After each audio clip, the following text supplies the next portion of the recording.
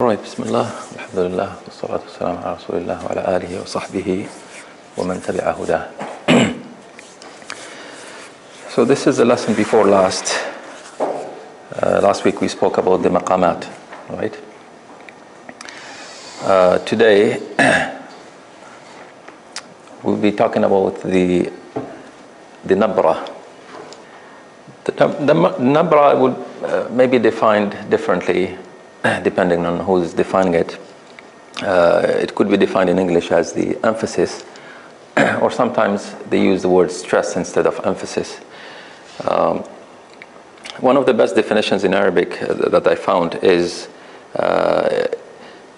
in terms of pronunciation. It says إبراز أحد مقاطع الكلمة عند النطق. In English, is the pressure on a part of a specific letter of the word, so that it sounds a little louder. Right? This is the technical definition when it comes to pronunciation. Now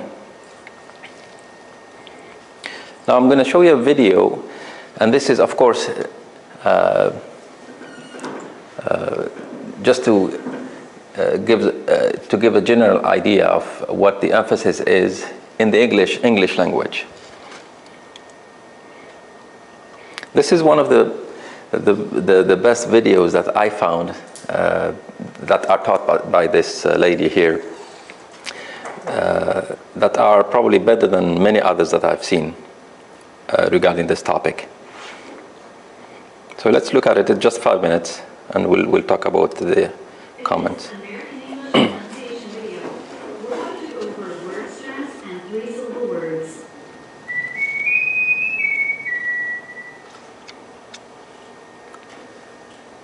In American English, any word can have only one syllable with primary stress. That means there are 3 possible stress patterns for a 3-syllable word. First syllable, da-da, da-da.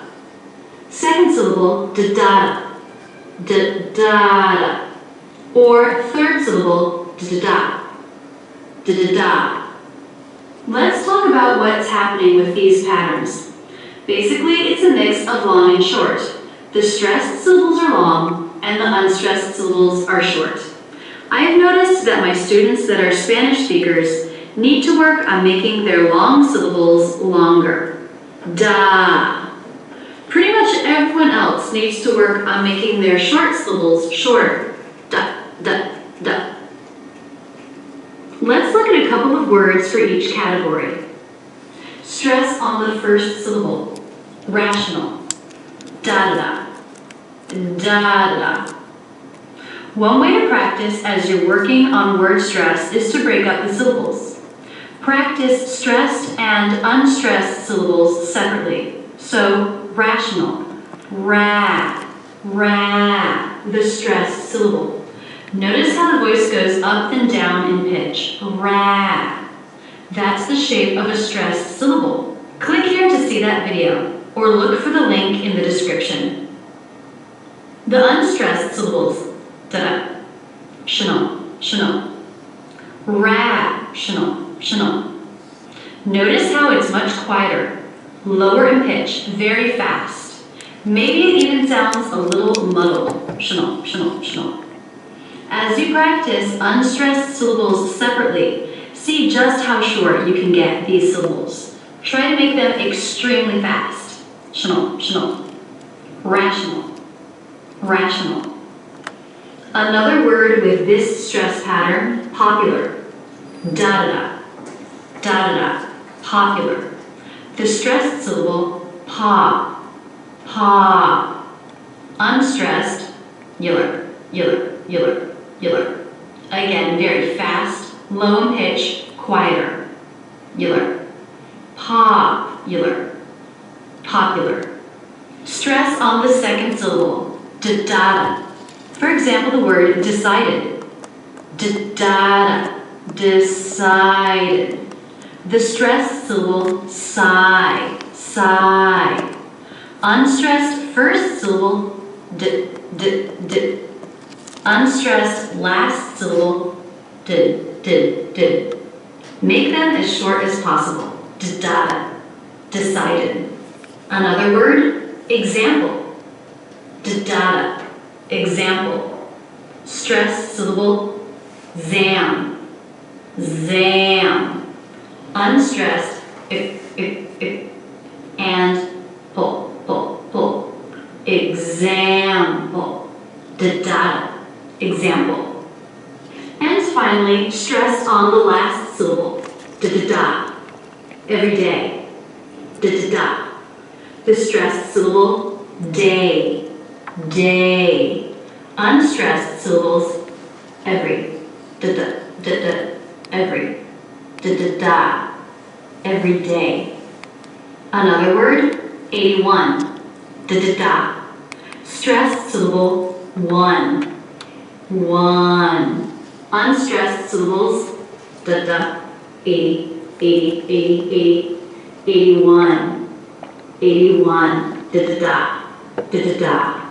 This concept of long and short, of rhythmic contrast, is part of the foundation of the character of American English. Why not practice on rhythm as you learn a new word? When you look a word up in the dictionary, this symbol means primary stress.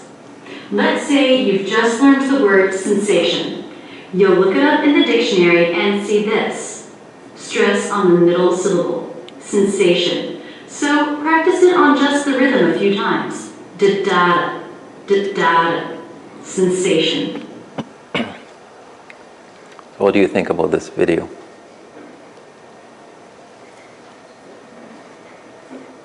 First, the quality of the video. A good image quality, right? A good sound, right? And also, you have writings on the side to help you like visualize the words. Also the method. It's very simple, but very effective.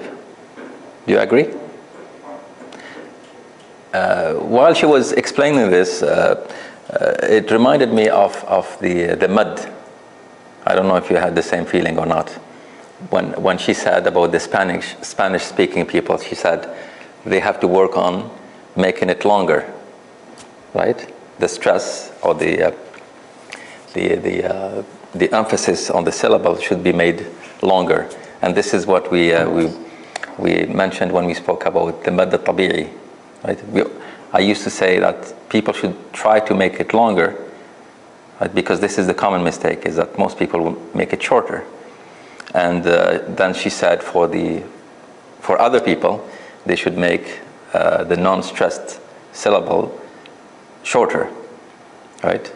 And this is similar to kind of the Tajweed, where people tend to make mad where there is no mad, right? So that's where they should be making it shorter. Now, how does this compare to the Tajweed? How is it similar, other than the couple of points that I mentioned? How is the English language similar to the Arabic language when it comes to syllables?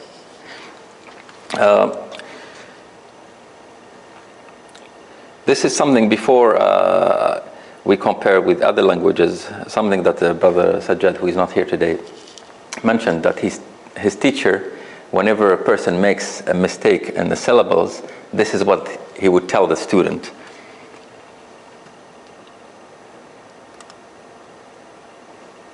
You put the wrong emphasis on the wrong syllable. You put the wrong emphasis on the wrong syllable. You put the wrong emphasis on the wrong syllable.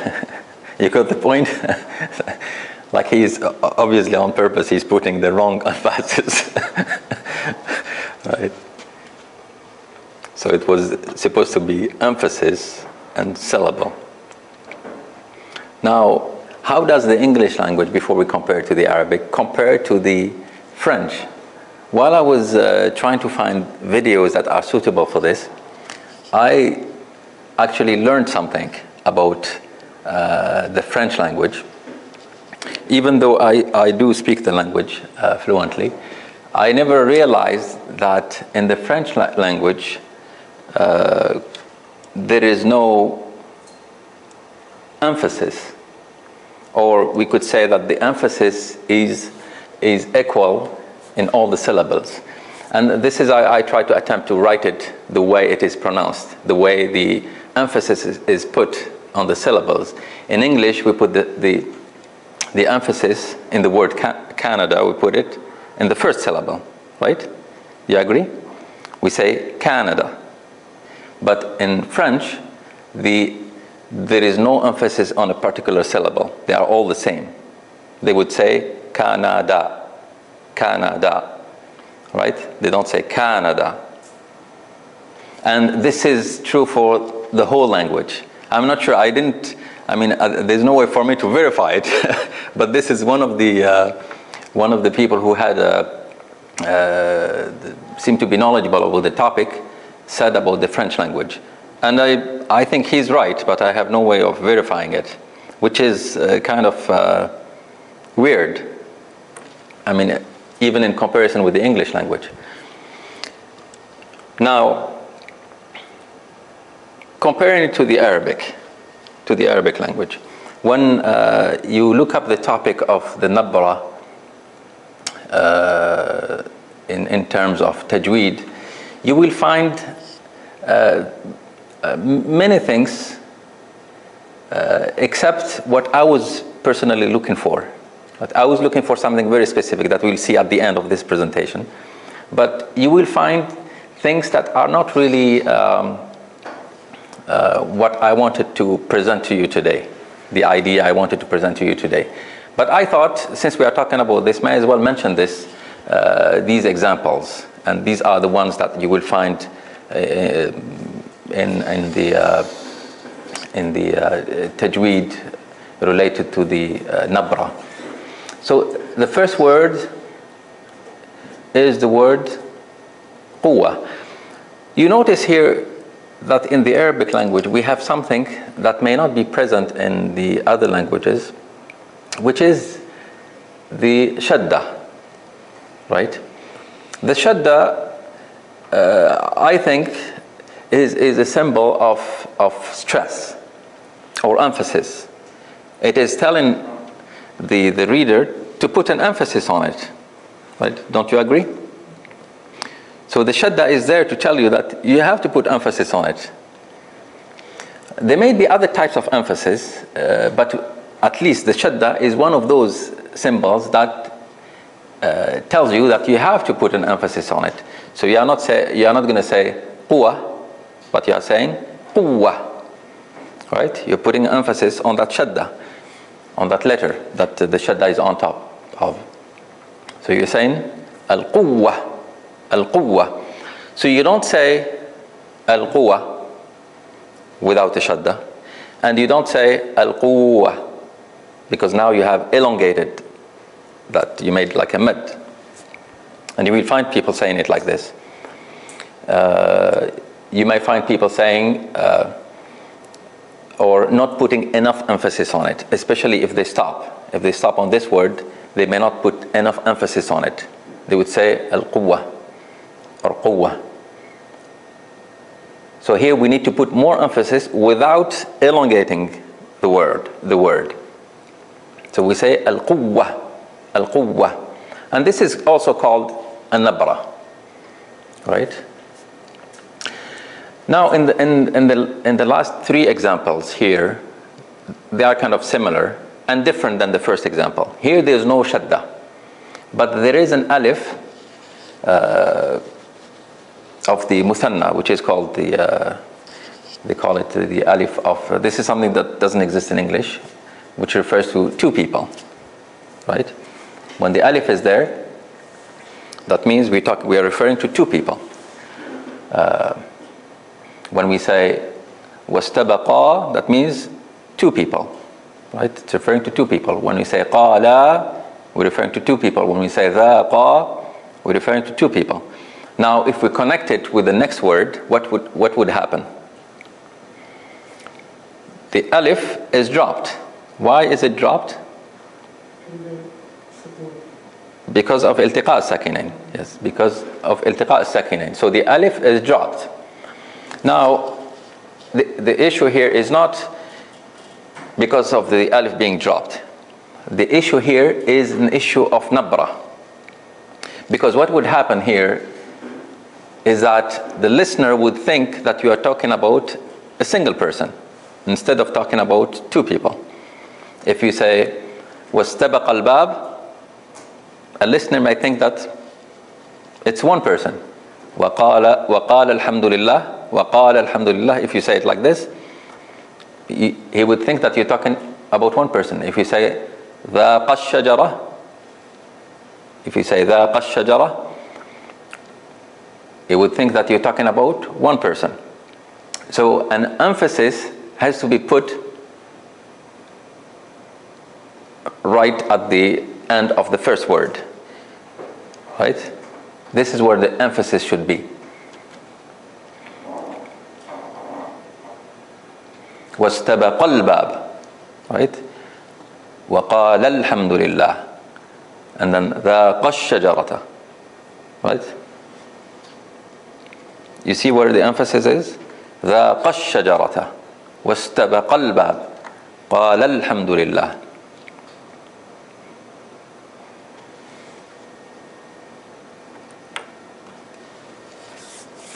I spent most of my time today when I was working on this to try to find an example that makes sense. I mean, this is the toughest part of this, right? To try to find an example that makes sense, and when you see it, it becomes obvious what we are trying to convey, right? These examples may not be as obvious, but we'll see, inshallah, in the last slide that the examples there are probably more obvious. Here, there's 3 more examples after this. In these examples, the meaning of the word is affected. The meaning of the word is affected if the nabra, or the emphasis, is not put in the right place. Right? And I think these are the examples where the difference is more obvious than any other examples. Right? So I put in between brackets what the meaning should be and what the meaning would be if the emphasis is not put in the right place. And I will attempt to read it with the proper nabra, with the proper emphasis, and with the wrong emphasis. Right? So in the first word, anybody wants to attempt this before I try it? Anybody? Yes? This is with the right emphasis or with the wrong emphasis? So it is, I hope it's correct. I'm asking you, the way you said it, was it with the right emphasis or with the wrong emphasis? I think with the right emphasis. Oh, I felt that it was the wrong emphasis. Okay. All right, so I had... For emphasis would be because we are talking about the people. But you want to try to say it with the right emphasis or the wrong emphasis? With the right one? Okay, with the right one? Okay. I think. All right.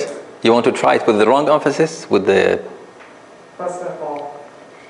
All right, that's very close to the wrong way of saying it. If you say fasaqa, it's referring to the fisq or fusuq, right? But if you say it with the right emphasis, fasaqa, right? Is it different or it doesn't sound different? All right, with the right emphasis? With the wrong emphasis. Fasaqa.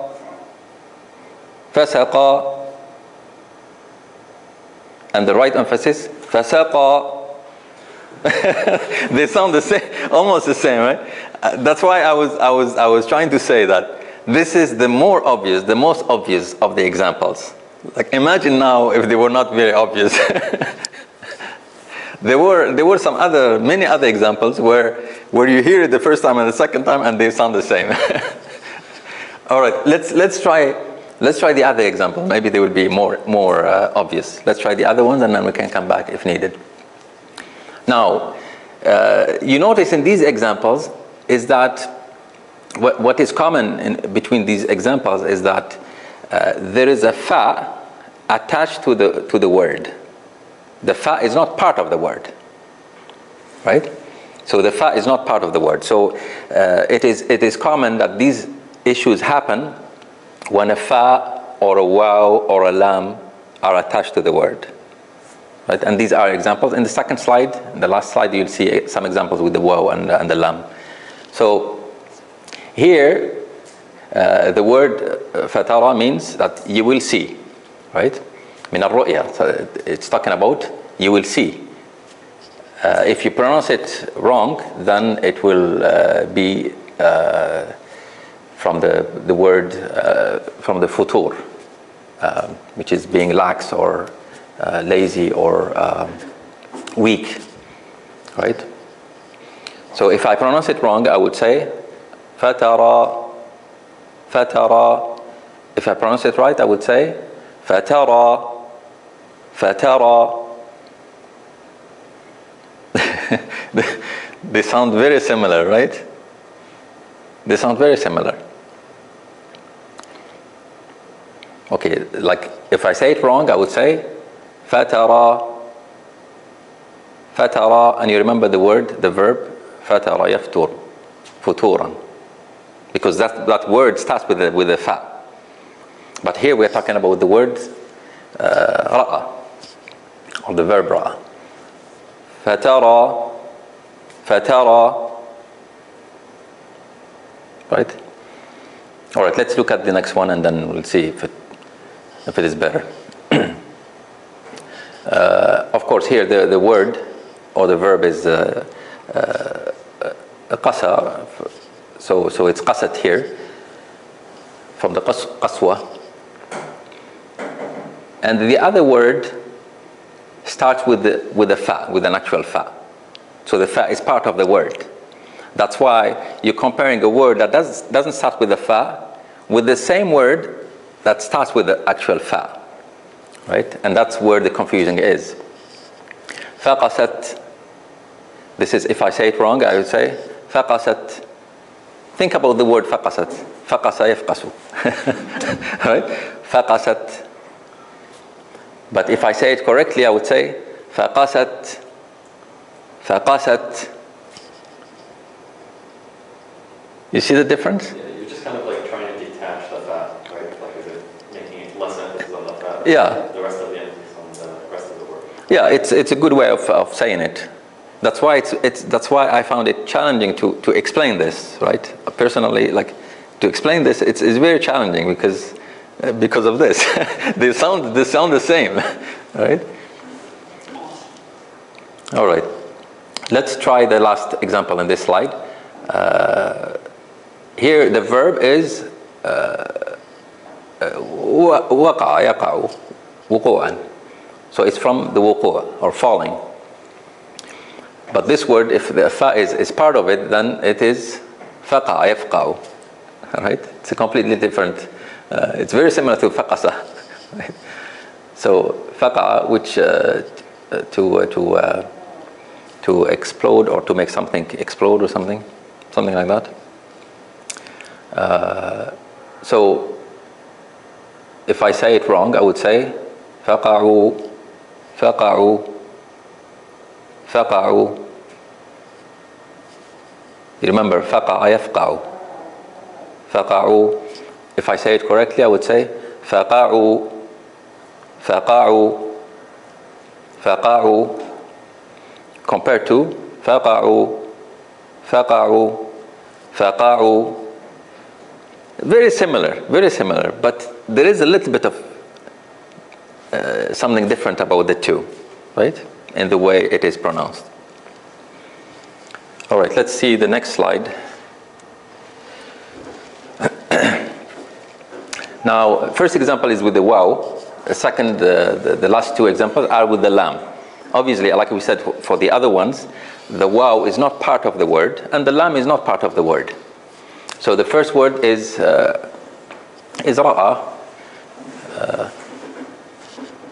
And I guess the first example in this previous slide was fatara. So now here it's similar. So it's watara instead of fatara. So here, of course, the difference, if I say it wrong, the difference is that it's going to be al-watar instead of al-ru'ya, or to see. So instead of saying, if I say it wrong, I would say watara, watara. If I say it right, I should say watara, watara. Any comments, Brother Rahman? All right. Watara. Are they starting to sound a little bit different? All right. All right. The next word is, when I saw it, I was going to say lama'a. And this is the wrong way of saying it. Lama'a. Lama'a is to what does the word lama'a mean? To what? Glared. Glit. Glared. Glared. Or sparkle. Like sparkle. I have the wrong facet. Or something sparkly. And but the word here is ma'a, with. I put here the musahaba, which is to accompany. So if I say lama'a, lama'a, right? I'm referring to being sparkly, basically. But instead I should say lama'a, lama'a. Instead of lama'a, I say lama'a. Right? And here, you see, in these words, there is no shadda or anything. There is no, for most of them, there is no mad. Because if we compare this to the English language, you will find that the emphasis could be a mad in the Arabic language. It could also be a shadda. Right? Or it could be something like this, where there is a slight difference in terms of pronunciation to make it different from if it would have been a different word, like in these cases. And this is probably the most challenging one compared to the other ones. Because the mad, we already talked about it. With the shadda, we already talked about it. Right? For people who have the problem with the shadda and stuff. But here, it's the problem is maybe less known and probably more challenging. All right. In the last one, if this were to be like one word, including the lam, then it would have been the lahu. What is lahu? Playfulness. Yeah, playfulness or something similar. Lahua. Lahua. Lahua, if I say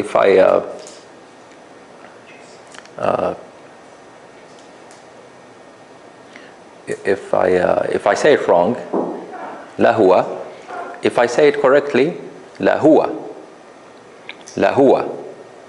You see the difference? Say again? There should be a dhamma on ha on this one. I believe so. Yeah. Say again? So it's la is for emphasis, I guess, and huwa is the same. Ism damir. I don't understand the question. Huwa is, I think, ism damir. Yeah. And la is. Yeah. So la huwa, and there should be a dhamma on the ha.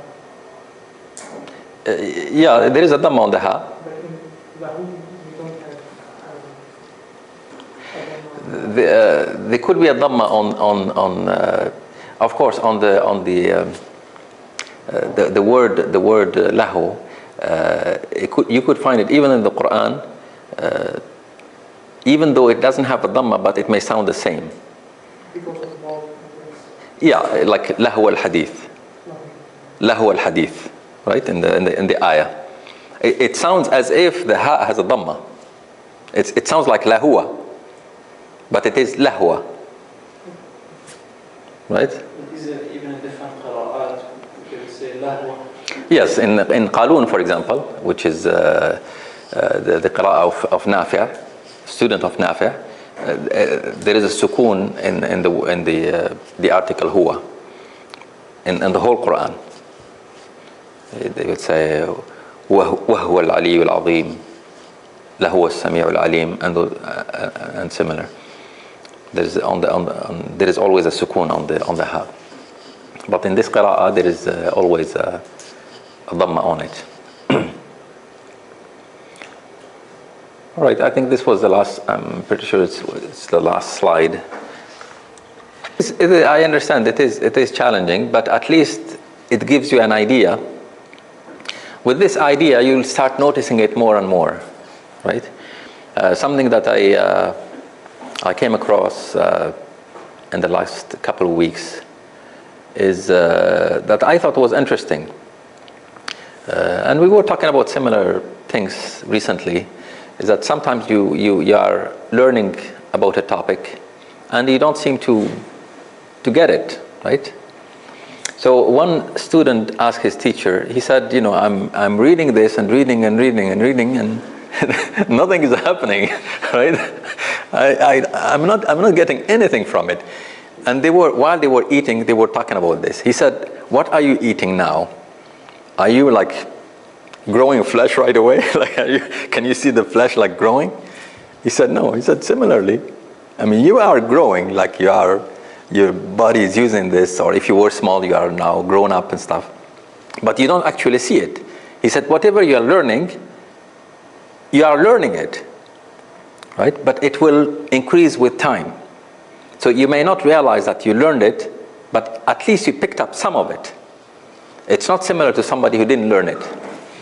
So this is the same thing. I mean, the difference between somebody who had an idea about this and somebody who never heard of it. Somebody who never heard of it, he will pray Salat al-Tarawih not realizing that it could be read differently. Right? These words that he's hearing could be read differently, or that the Imam read it wrong, or it should be read, with the proper emphasis. But if you know it, you will start realizing. Even when you are reading it yourself, you will start thinking about the emphasis. Is this the right way? Is this the right place where we should put the emphasis? And I remember somebody asking me to repeat. One of my teachers, he was asking me to repeat a word. And I never understood. I still have the recording. I didn't know why he's asking me to repeat it. So I repeated it. Every time I repeated it, he would say, "No, say it this way." And I would say it again. And the way I hear it from him, it's the same way I'm saying it, right? As far as I'm concerned. And this is what was happening now here. And now I realize that he was referring to the Nabra, because this is something that you learn from your teachers. You don't learn from a book or a video or whatever. This is learned from the teachers. Like the Quran is learned from the teachers up to the Prophet ﷺ. Right? And this, of course, the chain takes precedent over everything else. Takes precedent over the books, takes precedent over whatever is published or written or in video format. Right? Because that's more authentic than anything else. And this is how it should be learned. It should be learned from the teacher. Right? The way the words should be pronounced and all that. We'll start with Brother Ahmed. Surah At-Tawbah, page 194, ayah 41. Surah At-Tawbah, ayah 41, page 194.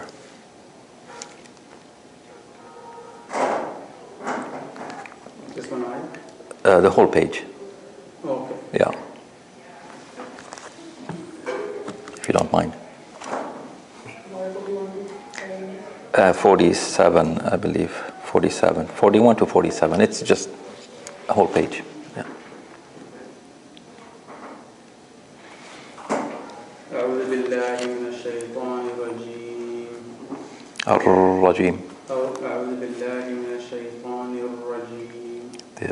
This was the topic of today. أعوذ بالله من الشيطان الرجيم. خفافا Why did you start E? Because there's a kasra. The third letter is kasra. So if the third letter is a kasra, we start with a kasra? Anything at the bottom becomes. All right, you remember this. All right, continue. انفروا خفافا وثقالا وجاهدوا بأموالكم وأنفسكم في سبيل الله ذلكم خير لكم إن كنتم تعلمون لو كان عرضا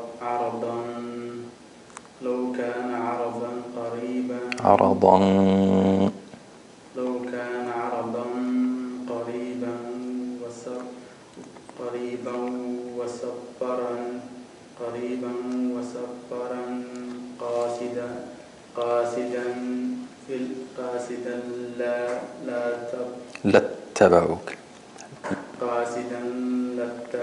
قاصدا لاتبعوك. Don't make it too long. قاصدا لاتبعوك ولكن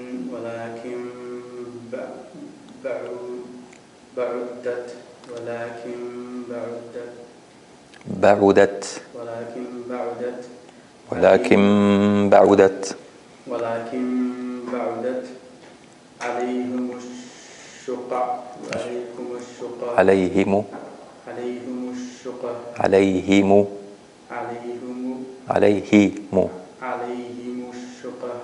الشقة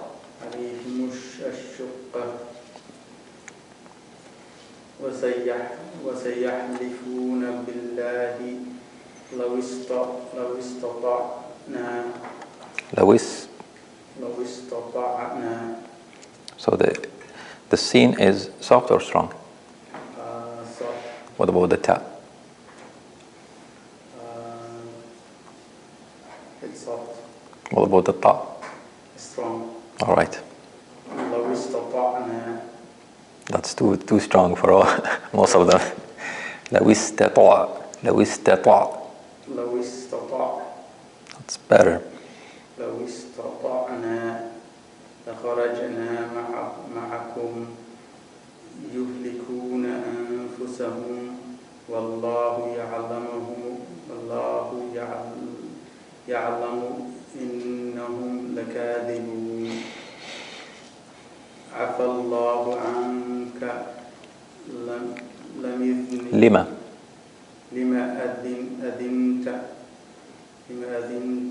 أذنت لهم حتى يتبين لك الذين صدقوا وتعلم الكاذبين. لا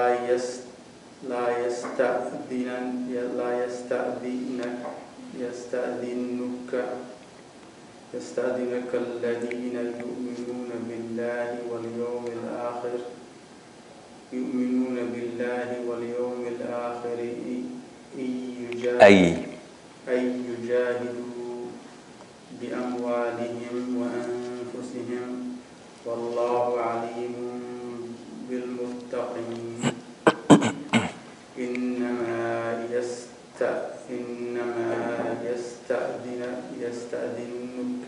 يستأذنك الذين لا يؤمنون بالله واليوم الآخر وارتابت قلوبهم وهم في ريبهم يترددون.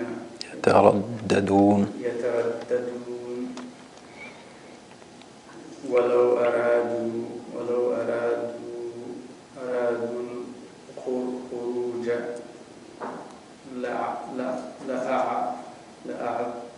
لأعدوا له عدة لأعدوا له عدة. ولعدوا له عدة ولكن كره الله أم بعاثهم. Is it a?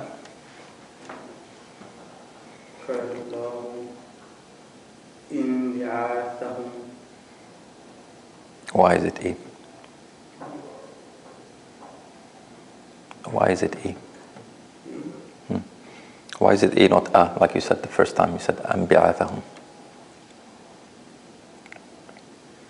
كره الله انبعاثهم. But you started from it and you said أنبعاثهم the first time, and the second time you said إنبعاثهم. So which one is right? If we start this E. Yes.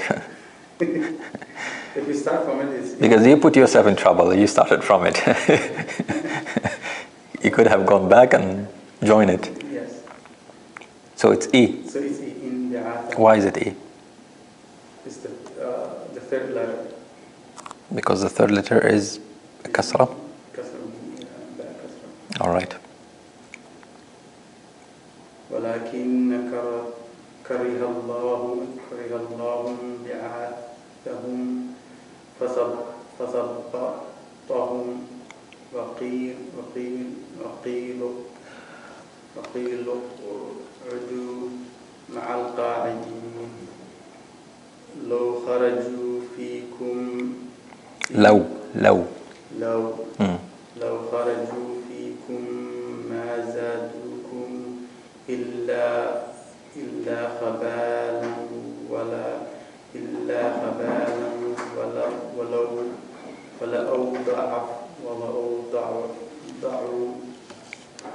ولأوضعوا خلالكم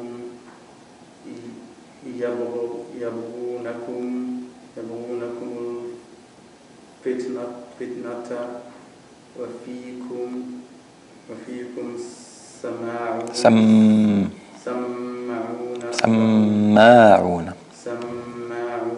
لهم والله عليم بالظالمين.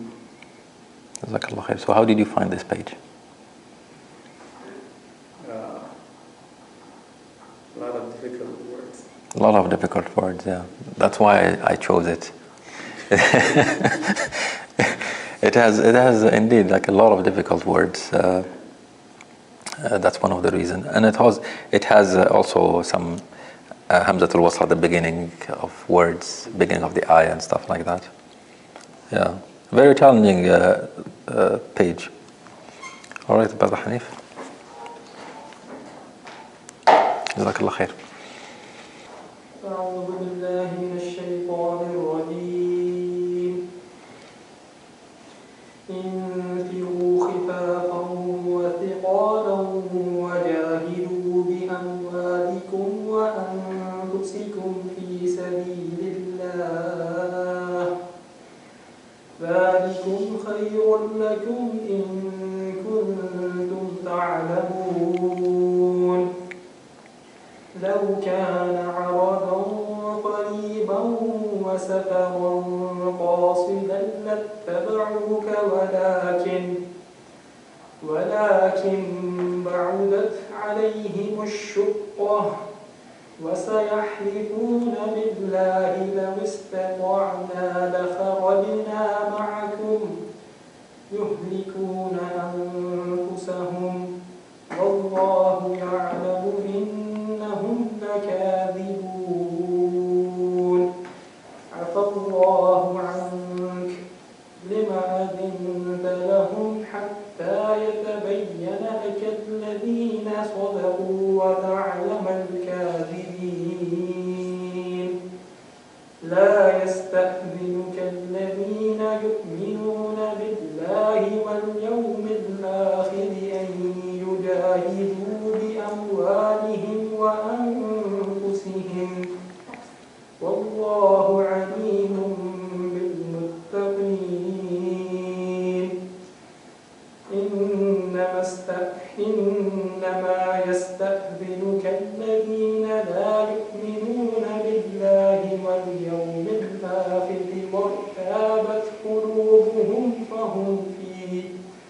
فهم في ريبهم يترددون ولو أرادوا الخروج لأعدوا له عدة ولكن كره الله بعاثهم فثبتهم وقيل اقعدوا مع القاعدين لو خرجوا فيكم ما زادوكم إلا خبالا ولأوضعوا خلالكم يبغونكم الفتنة وفيكم سماعون لهم والله عليم بالظالمين. جزاك الله خير أبو حنيف. لا خرجنا, the kha, you probably made it a little bit too soft. Yeah. لا خا. Yeah. Otherwise, that particular ayah has a lot of tafkhim and tarqiq. Right? Have you noticed? لو كان عرضا قريبا وسفرا قاصدا. That's one more challenge other than the difficult words. This ayah in particular. Jazakallah khair. Brother Muhammad, Surah At-Tawbah, ayah 41.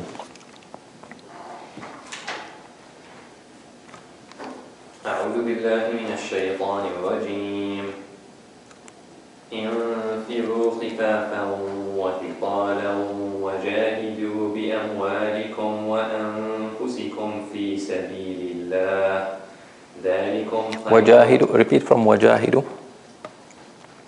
وجاهدوا بأموالكم وأنفسكم في سبيل الله ذلكم خير لكم إن كنتم تعلمون لو كان عرضا قريبا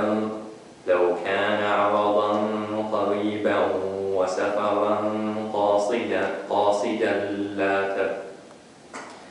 لو كان عرضا قريبا وسفرا قاصدا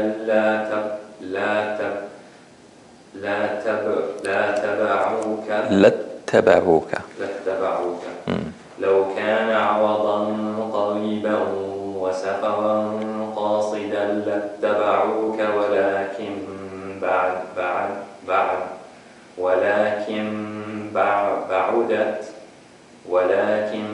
بعدت عليهم الشقة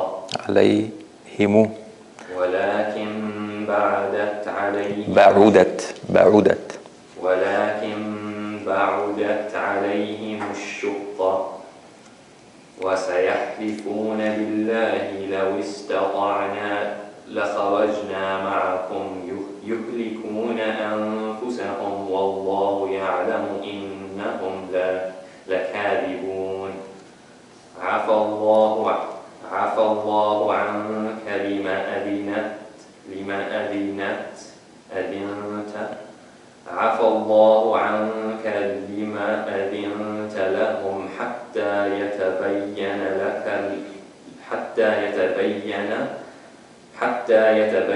لك الذين صدقوا وتعلم الكاذبين لا يستأذنك الذين يؤمنون بالله واليوم الآخر أن يجاهدوا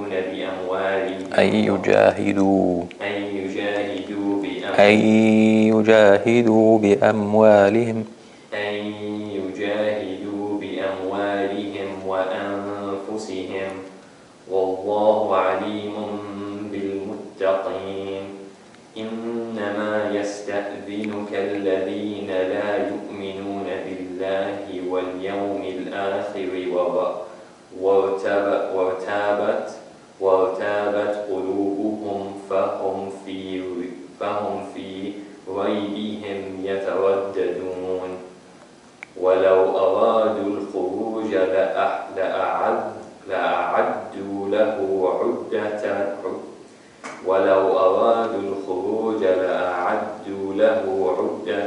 عدة ولكن كره الله كره الله ولكن كره الله بعاثهم فثبطهم وقيل اقعدوا مع القاعدين لو خرجوا فيكم ما زادوكم إلا خبالا ولأوضعوا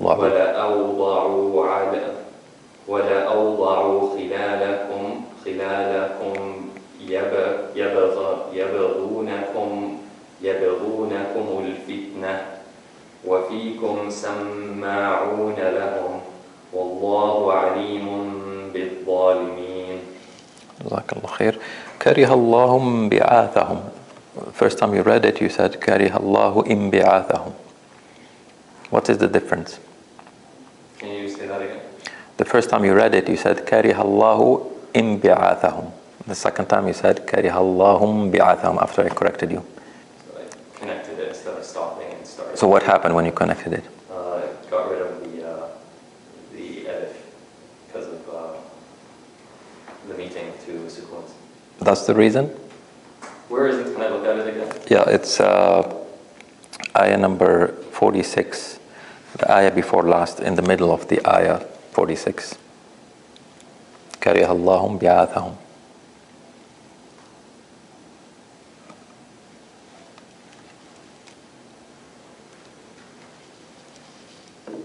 Found it? Oh yeah, because it's the alif with the symbol on it, which means it's not red, but when we start from there, we can't start from sukun, so we have to add that kasr.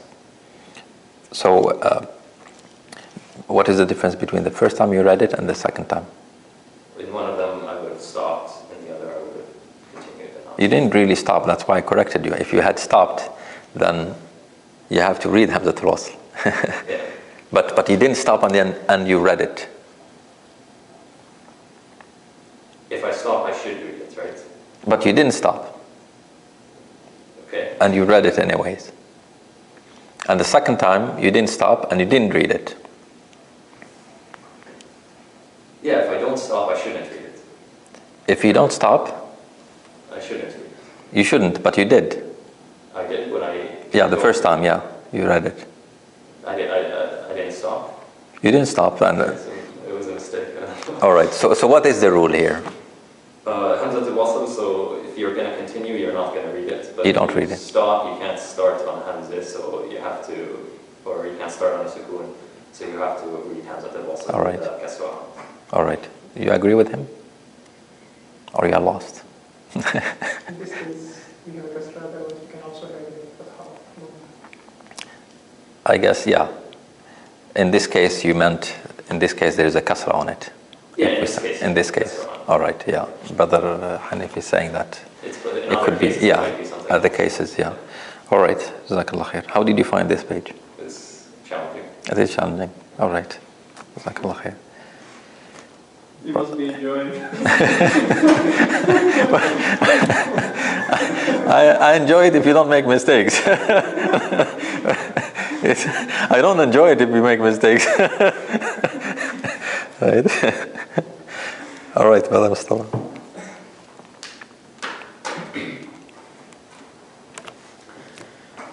أعوذ بالله من الشيطان الرجيم بسم الله الرحمن الرحيم. What did we say about the basmala? I was going to ask this question to him, but since I didn't ask him about this, I will ask you because you said it.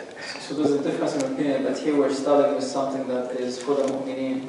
All right. So we're adding bismillah. And the tawbah in particular, or? Well, that's true. And in Tawbah, we said that there's an opinion that we shouldn't start no matter where we begin. Mm. But I thought the dominant opinion was that it depends on the ayah. Yeah, but in this particular ayah, انفروا خفافا وثقالا, it's talking about war, right? It's talking about jihad. Like, does it have like a lot of mercy in? I'm just talking to mu'mineen, so. Yeah, it may not be the best place to say the basmala here. And I remembered in the last few days a couple things about this kind of topic. And a lot of people don't know that there's a hadith that says لا تتمنوا لقاء العدو. A lot of people don't know this. That means some Muslims are really actually like bloodthirsty. They want to go and kill other people. but I mean, this hadith proves, and of course other hadith. I mean, the whole essence of the religion is like we are not seeking wars and fighting and stuff. You try to avoid it, and even when it is imminent that you're going to fight, you shouldn't wish for it. لا تتمنوا. Right? This is just something that I was thinking about in the last few days. So here it's talking about fighting. Is it the right place? I mean, I cannot say that it's wrong to say basmala here, but if we are trying to apply it, is this the right place to put it in fighting? Maybe not. Yeah. It's mercy for Muslims also. Yeah, it could be mercy, but I guess in fighting in general, or like the example I gave for slaughtering a sheep, we don't mention the mercy because it's like the act itself is not really merciful. All right, go ahead. أعوذ بالله من الشيطان الرجيم انفروا خفافا وثقالا وجاهدوا بأموالكم وأنفسكم في سبيل الله ذلكم خير لكم إن كنتم تعلمون لو كان عرضا قريبا وسفرا قاصدا لاتبعوك ولكن بعدت عليهم الشقة وسيحلفون بالله لو استطعنا لخرجنا معكم يهلكون أنفسهم والله يعلم إنهم لكاذبون عفى الله عنك لم أذنت لهم حتى يتبين لك الذين صدقوا وتعلم الكاذبين لا يستأذنك الذين يؤمنون بالله واليوم الآخر أن يجاهدوا بأموالهم وأنفسهم والله عليم بالمتقين إنما يستأذنك الذين لا يؤمنون بالله واليوم الآخر وارتابت قلوبهم فهم في ريبهم يترددون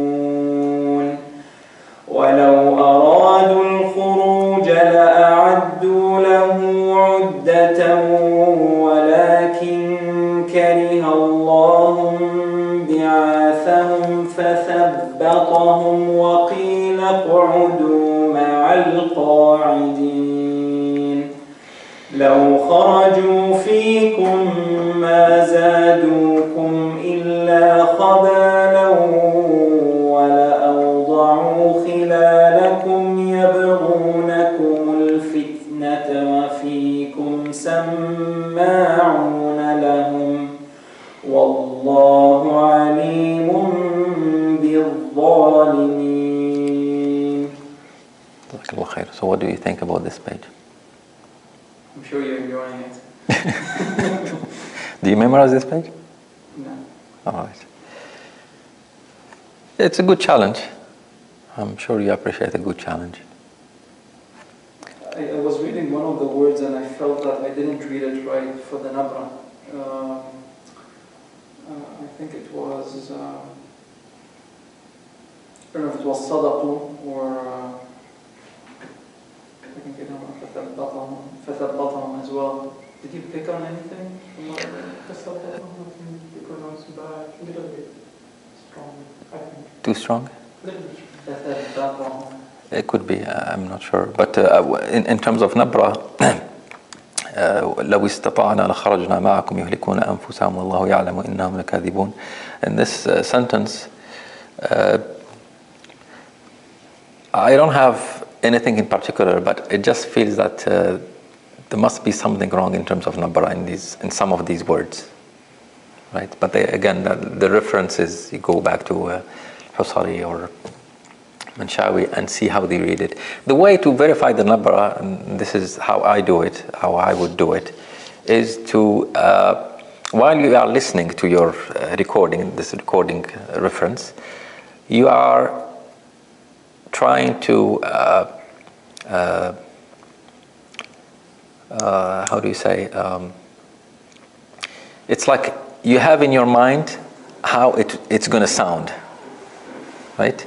Either because you memorize that particular page, or because you are looking at it in the Mus'haf. So you are basically reading ahead, and each word you are kind of expecting a certain way how this word should be read.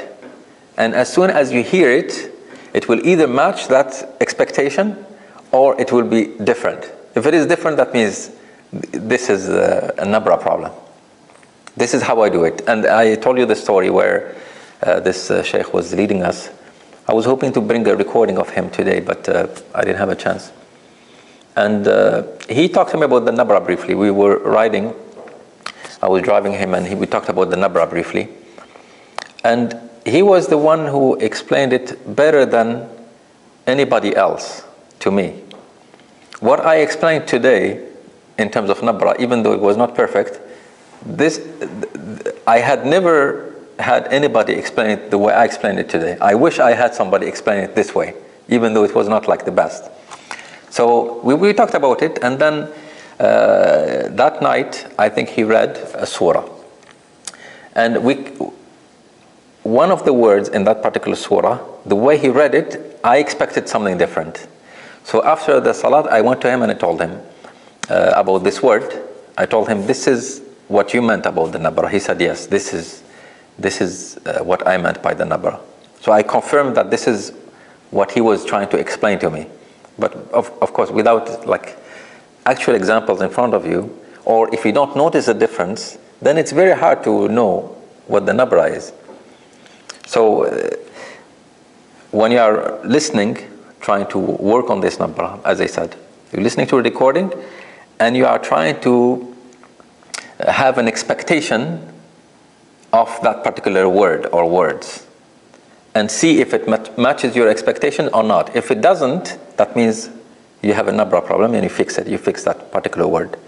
If it does, then that means you are reading it properly. You move on to something else. It could be one word, it could be many words, it could be a whole surah. I mean, it could be like a lot of work. But once you fix a word, you will remember it next time. Especially the words that have a lot of letters. This is where the Nabra plays a bigger role. Probably it's more difficult to get a big word right than a smaller word. All right. All right, let me read it and then we'll conclude, inshallah. أعوذ بالله من الشيطان. انفروا خفافا وثقالا وجاهدوا بأموالكم وأنفسكم في سبيل الله ذلكم خير لكم إن كنتم تعلمون لو كان عرضا قريبا وسفرا قاصدا لاتبعوك ولكن بعدت عليهم الشقة وسيحلفون بالله لو استطعنا لخرجنا معكم يهلكون أنفسهم والله يعلم إنهم لكاذبون عفى الله عنك لما أذنت لهم حتى يتبين لك الذين صدقوا وتعلم الكاذبين لا يستأذنك الذين يؤمنون بالله واليوم الآخر أن يجاهدوا بأموالهم وأنفسهم والله عليم بالمتقين إنما يستأذنك الذين لا يؤمنون بالله واليوم الآخر وارتابت قلوبهم فهم في ريبهم يترددون ولو أرادوا الخروج لأعدوا له عدة